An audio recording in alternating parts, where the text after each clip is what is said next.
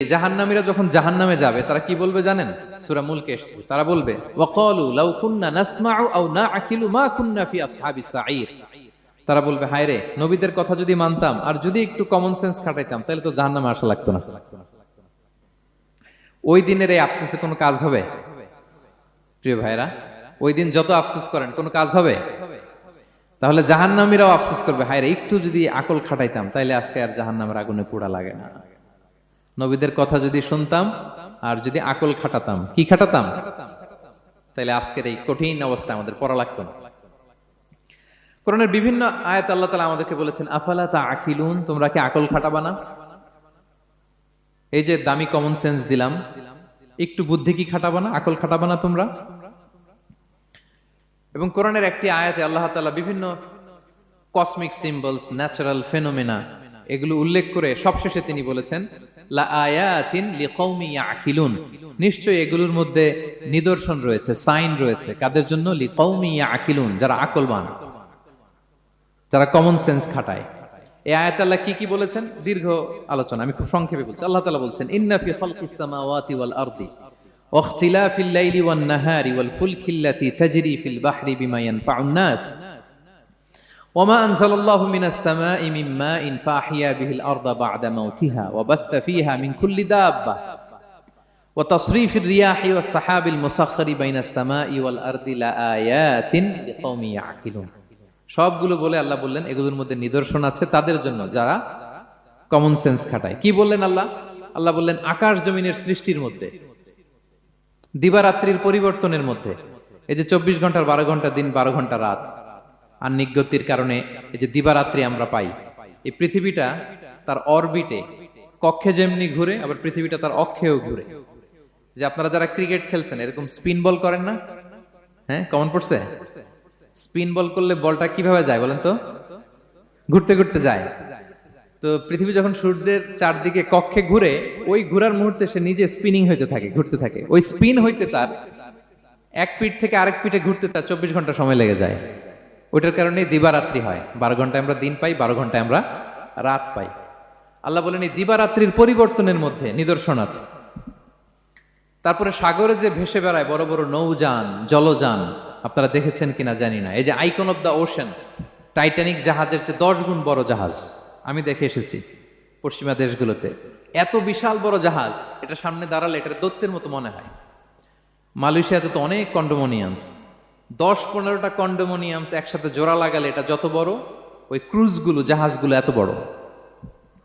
এক একটা জাহাজের ভেতরে 3000-4000 হোটেল রুম আছে, 8-10টা রেস্টুরেন্ট আছে, ফুটবল স্টেডিয়াম আছে, থিম পার্ক আছে, বিশাল একটা এন্টায়ার সিটি। এই বিশাল ক্রুজগুলো, Icon of the Sea, Virgin Voyage, Royal Caribbean, এগুলো সাগরের উপর দিয়ে ভেসে বেড়ায়। আল্লাহ বলে, ওয়াল ফুলকিল্লাতি তাজরি ফিল বাহরি বিমা ইয়ানফাউন নাস, সাগরের উপরে বিশাল বড় বড় ক্রুজগুলো ভেসে বেড়ায়, এর মধ্যে নিদর্শন আছে। এরপর আল্লাহ বললেন, আমি পানি থেকে সব প্রাণী তৈরি করেছি। ওয়াজআলনা মিনাল মাই কুল্লা শাইইন হাই, সব প্রাণ এসেছে পানি থেকে। বিজ্ঞান এটাকে কনফার্ম করেছে। তারা বলেছে পৃথিবীর সর্বপ্রথম এককোষী প্রাণীর নাম হচ্ছে অ্যামিবা। অ্যামিবা এসছে, জুপ্লাঙ্কটন, ফাইটোপ্লাঙ্কটন, ব্যাকটেরিয়া প্লাঙ্কটন, এভাবে স্পিসিসগুলো ডেভেলপ করেছে। আল্লাহ বলে এর মধ্যে নিদর্শন আছে। এরপর আল্লাহ তাআলা বলেছেন মৌসুমী বায়ু, এই যে বায়ুর প্রবাহ, এতে নিদর্শন আছে। আর আকাশ জমিনের মাঝখানে যে মেঘমালাগুলো ভেসে বেড়ায়, এই সবগুলোর ভেতরে নিদর্শন আছে। কাদের জন্য? আল্লাহ বলেন লা আয়াতিন লিকৌমি ইয়াকিলুন, তাদের জন্য যারা আকল খাটায়, যারা কমন সেন্স খাটায়। সুবহানাল্লাহ পড়বেন না? এজন্য বিমানে যদি আপনারা উইন্ডো সিট পান, কি করবেন আজকে থেকে বলেন? উইন্ডো সিটের পাশে বসে বসে রিল দেওয়ার জন্য ভিডিও মেক করব। কি করবেন? হ্যাঁ, আল্লাহর নিদর্শন দেখব, কত ক্ষুদ্র আমি, কত নগণ্য আমি, কত তুচ্ছ আমি, এটা বুঝবার চেষ্টা করব। আর তাফাক্কুর মানে ক্রিটিক্যাল থিঙ্কিং। ক্রিটিক্যাল থিঙ্কিং করা। আল্লাহ যে আমাদেরকে ব্রেন দিয়েছেন, এটা দিয়ে ক্রিটিক্যাল থিঙ্কিং করা, ব্রেনটাকে কাজে লাগানো, গড্ডালিকা প্রবাহে ভেসে না বেড়ানো, ব্রেনটাকে আমরা যেন কাজে লাগাই। আত্তাফাক্কুর, ইব্রাহিম আলাইহিস সালাম এই আত্তাফাক্কুর বা ক্রিটিক্যাল থিঙ্কিং এর ক্ষেত্রে আমাদের জন্য অনুপম আদর্শ ছিল। কোন নবীর নাম বললাম? সবাই বলেন তো নবীর নাম কি? উনি যেই সময়টাতে পৃথিবীতে এসেছিলেন তখন কেউ করতো তারার পূজা, কেউ করতো চাঁদের পূজা, কেউ করতো সূর্যের পূজা। আমরা হইলে কি করতাম? কোনো এক দলে ঢুকে যেতাম। কি বলেন? এক দল করে তারার পূজা, আরেক দল সূর্যের, আরেক দল চাঁদের। আমরা হইলে কি করতাম? এক দলে ঢুকে যেতাম। উনি ঢুকেন নাই। উনি এই তারকা পূজারী, সূর্য পূজারীদের চিন্তার দেয়ালে আঘাত করেছেন। সুবহানাল্লাহ। ফালাম্মা জান্না আলাইহিল লাইলু রাআ কাওকাবা। উনি কিভাবে সত্যের সন্ধান পেলেন দেখেন। উনি রাত্রিবেলা যখন দেখেন যে লোকজন তারার পূজা করে, উনি ভাবলেন হাযা রব্বি, তারাই কি আমার রব? পরে দেখে না, দিনের বেলায় তারারে আর খুঁজে পাওয়া যায় না। এখন মনে মনে ভাবে হায় রে, আমার রব যদি আবার মাঝে মধ্যে না থাকে তো আমি যাব কই? এক সময় উনি আসে, আরেক সময় নাই। এরকম খোদা দিয়ে আমাদের কোনো লাভ আছে? যিনি সবসময় আমার টেক কেয়ার করবে, আমরা তো ওই খোদার ইবাদত করি, ঠিক কিনা? উনি বললেন না না, এই তারা আমার রব হতে পারে না। এরপর দেখা যায় আরেকদিন রাত্রিবেলা সবাই চাঁদের পূজা করে। কি দ্যুতিময় চাঁদ, জ্যোৎস্না ছড়ায়। তো উনি ভাবলেন আহাদা রাব্বি, এটাই কি আমার রব? পরে দিনের বেলা যখন দেখি না, চাঁদ তো আর দেখা যায় না, চাঁদ তো আর নাই, ভ্যানিশ, ডিসঅ্যাপিয়ার। পরে বলে না, চাঁদ আমার রব হতে পারে না। এবার দিনের বেলা দেখলেন দ্বিপ্রহরের জল জলে সূর্য খা খা রোদ বিলাচ্ছে গোটা বিশ্বে। দেখে যে সবাই এটার ফলোয়ার বেশি, সবাই সূর্যের পূজা করে। কিন্তু আবার গোধূলি লগ্নে সানসেটের টাইমে যখন সূর্যও ডুবে গেল, হায় হায়, উনি বিপদে পড়লেন। এবার আমি কই যাব? সূর্যও তো থাকে না। আল্লাহু আকবার। তখন তিনি ঘোষণা দিলেন ইন্নী ওয়াজ্জাহতু ওয়াজহিয়া লিল্লাযী ফাতারাস সামাওয়াতি ওয়াল আরদা হানিফা ওয়া মা আনা মিনাল মুশরিকিন। হে তারকা পূজারী, হে চাঁদের পূজারী, হে সূর্য পূজারী, আমি তোমাদের কোনো দলের সাথে নাই, বরং আমি আমাকে ওই সত্তার দিকে মনোনিবেশ করলাম, আত্মসমর্পণ করলাম। ফাতারাস সামাওয়াতি ওয়াল আরদ, যিনি আকাশ সৃষ্টি করেছেন, জমিন সৃষ্টি করেছেন। হানিফা ওয়া মা আনা মিনাল মুশরিকিন, আমি শিরক করি না, আমি হানিফ হিসেবে সেই আল্লাহর ইবাদত শুরু করে দিলাম। পড়েন আল্লাহু আকবার। তাইলে উনি স্রোতে গা ভাসান নাই। কোন এক দলে না ঢুকে উনি ওনার ক্রিটিক্যাল থিঙ্কিং, ওনার অ্যানালজি, ওনার বিবেককে উনি কাজে লাগিয়েছেন। তো সম্মানিত সুধী, এজন্য চিন্তা করা, এটাকে আরবিতে বলে আত-তাহান্নুস মিন বাকায়া আল ইব্রাহিমিয়া। এটা ইব্রাহিমী চিন্তার অবশিষ্টাংশ। সেদিন ইব্রাহিম আলাইহিস সালাম এভাবে চিন্তা করতেন, গবেষণা করতেন। সূরাতুন নাহলে আল্লাহ তাআলা মৌমাছি কিভাবে মধু সংগ্রহ করে এই ইনফরমেশনটা যখন আমাদের সামনে পেশ করলেন, এই আয়াতের শেষেও তিনি একই কথা বললেন, ইন্না ফি যালিকা লাআয়াতান লিকাওমি ইয়াতাফাক্কারুন। নিশ্চয় এর মধ্যে যারা চিন্তাশীল তাদের জন্য নিদর্শন আছে। মৌমাছি যে মধু সংগ্রহ করে, আপনারা মৌচাক দেখছেন? কে কে দেখি মৌচাক দেখছেন? মাশাআল্লাহ। আচ্ছা, ঠিক আছে। রাসূল সাল্লাল্লাহু আলাইহি ওয়াসাল্লাম মধু বড্ড পছন্দ করতেন। পিওর হানি, দুর্গন্ধওয়ালা হানি তিনি খেতেন না, পিওর হানি খাবেন, খুবই এনার্জেটিক। এবং কোরআনে মাত্র দুইটা জিনিসকে শেফা বলা হয়েছে। এক হচ্ছে কোরআনকে বলা হয়েছে শেফা, আর এই মধুকে বলা হয়েছে শেফা। সুবহানাল্লাহ। আল্লাহ তাআলা বললেন ওয়া আওহা রাব্বুকা ইলান নাহলি আনিত্তাখিযি মিনাল জিবালি বুয়ুতা ওয়া মিনাশ শাজারি ওয়া মিম্মা ইয়ারিশুন। আল্লাহ তাআলা মৌমাছিকে শিখাই দিলেন কিভাবে মৌচাক বাঁধতে হবে।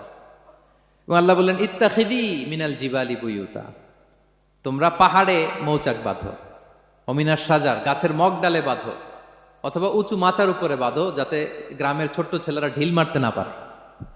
মৌচাক যারা দেখছেন, এটা কি নিচু নিচু জায়গায় মৌমাছির মৌচাক হয় না, উঁচু একেবারে মগ ডালে। এটা মৌমাছিরা শিখাই দিছে কে?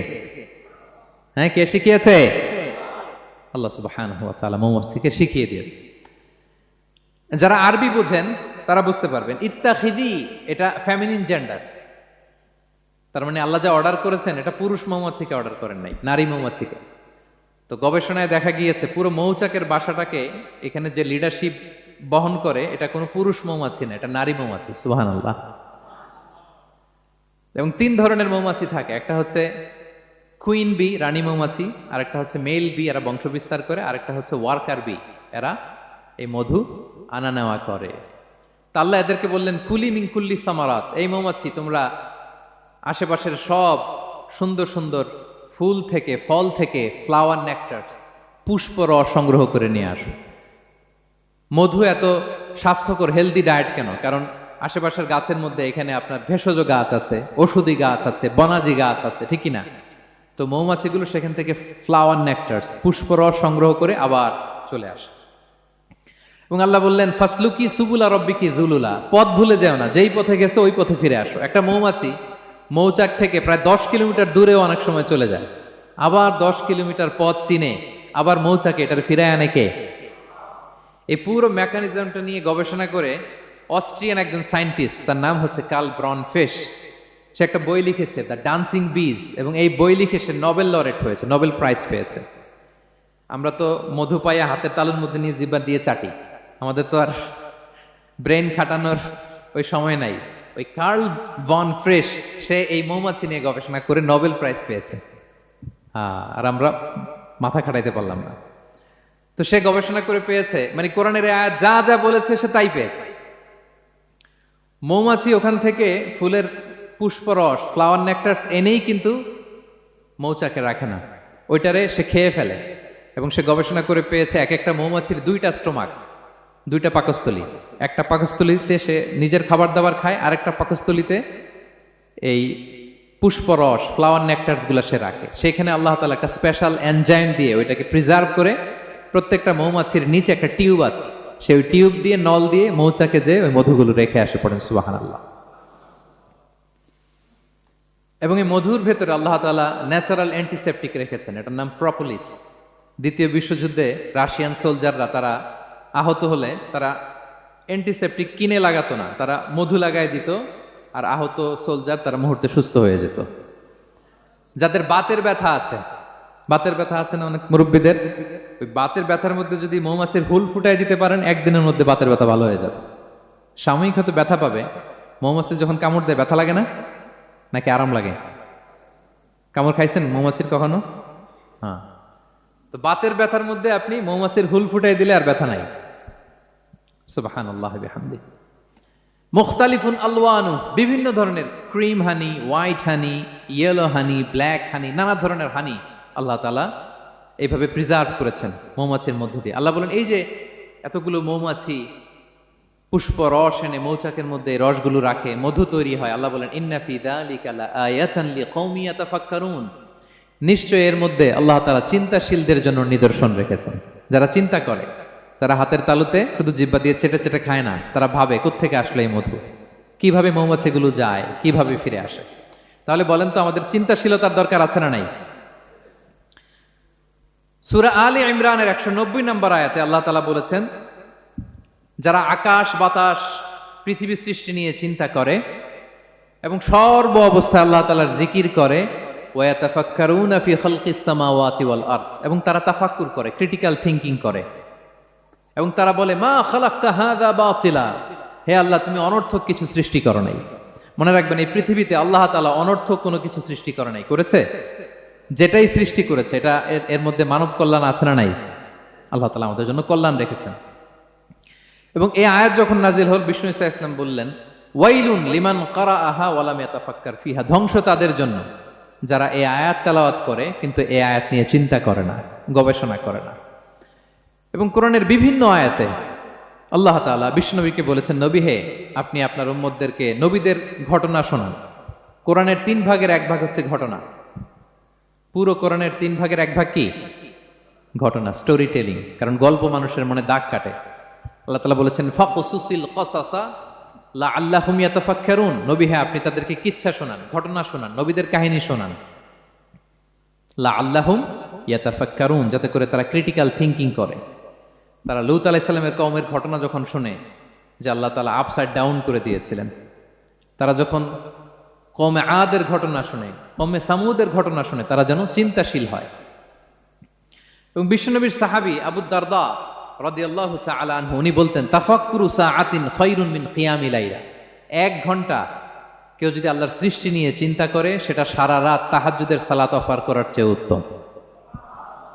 আমরা অনেকে মনে করি শুধু তাসবিহ পড়াই ইবাদত, জিকির করাই ইবাদত, শুধু কোরআন তেলাওয়াতই মনে হয় ইবাদত, শুধু কিয়ামুল লাইল করা ইবাদত। কিন্তু বিশ্বনবীর সাহাবী যিনি ইসলাম আমাদের চেয়ে ঢের বেশি বুঝেছেন, তিনি বলেন আল্লাহর এই সৃষ্টি শৈলী, এই সৃষ্টি নৈপুণ্য নিয়ে 1 ঘন্টা চিন্তা করা, ক্রিটিক্যাল থিংকিং করা, সারা রাত নফল তাহাজ্জুদের চেয়েও সেরা। এবার বলেন আমাদের চিন্তা করার দরকার আছে না নাই? ব্রেনটা খাটাবেন তো। এই যে যারা কনভার্টেড মুসলিম হয় এরা কিন্তু অনেক চিন্তা ফিকির করে, নিজের সাথে নিজে বোঝাপড়া করে ক্রিটিক্যাল থিঙ্কিং করে তাদের অ্যানালজি কাজে লাগিয়ে আল্লাহর দেয়া ব্রেনকে কাজে লাগিয়ে এরপরে শাহাদা পাঠ করে, এমনি এমনি না। এই যে কিছুদিন আগে আমেরিকান এক পপ স্টার কালিমা পড়ছে না? আপনি জানেন একটা ধর্ম চেঞ্জ করা, একটা ফেইথ চেঞ্জ করা, এটা কত বড় সিদ্ধান্ত? হ্যাঁ, বাপদাদার ধর্ম বয়স 30-40, এতদিন যে ধর্ম মানলাম এটাকে চেঞ্জ করে নতুন ধর্মে কনভার্ট হয়, এটা কত বড় সিদ্ধান্ত? Could you imagine that? It's not a joke. নিজের সাথে নিজের অনেক বোঝাপড়া করতে হয়, তারাই ক্রিটিক্যাল থিঙ্কিং করে। এবং বিষ্ণু ঈসা ইসলাম উনি নবী হওয়ার আগেও এই চিন্তার ইবাদত করতেন। তিনি হেরা গুহায় চলে যেতেন, কাবা থেকে 6 কিলোমিটার উত্তরে, 634 মিটার উঁচু, যা বলে নূরের উপরে একটা কেইভ আছে, গুহা, এটার নাম হচ্ছে গারে হেরা। ওখানে বসে বসে তিনি এই চিন্তা করতেন। তার মানে নবী হওয়ার আগে বিষ্ণুনবীর আবাদত ছিল চিন্তার আবাদত।